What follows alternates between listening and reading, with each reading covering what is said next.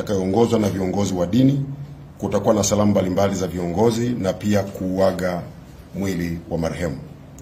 Tunatarajia ibada, salamu na kuuaga mwili wa marehemu katika viwanja vya Karimjee jijini Dar es Salaam ifanyike kuanzia majira ya saa 3 za asubuhi hadi saa 7 mchana.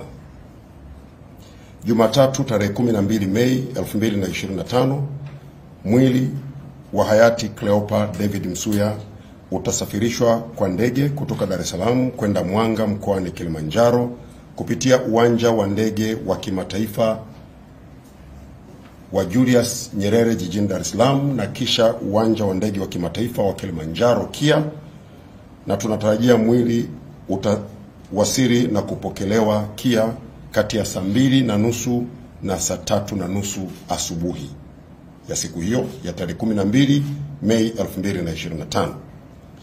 Baada ya kuondoka uwanja wa ndege wa kimataifa wa KIA, mwili wa marehemu utasafirishwa kwa magari na utapelekwa katika uwanja wa Cleopa David Msuya uliopo Mwanga, ambako viongozi mbalimbali na wananchi watapata nafasi ya kuuaga.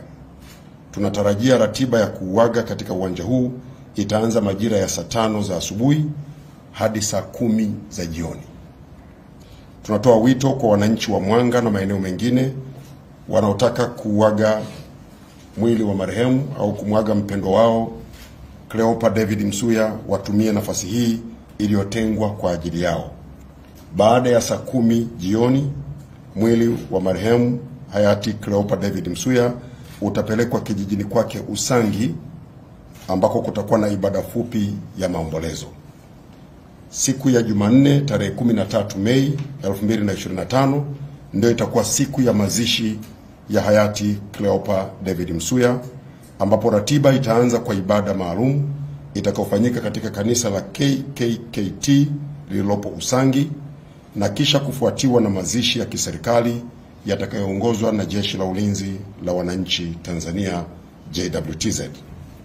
Baada ya mazishi kufanyika, kutakuwa na salamu za viongozi wachache akiwemo Rais wa Jamhuri ya Muungano wa Tanzania Mheshimiwa Dr. Samia Suluhu Hassan katika kuhitimisha shughuli za mazishi.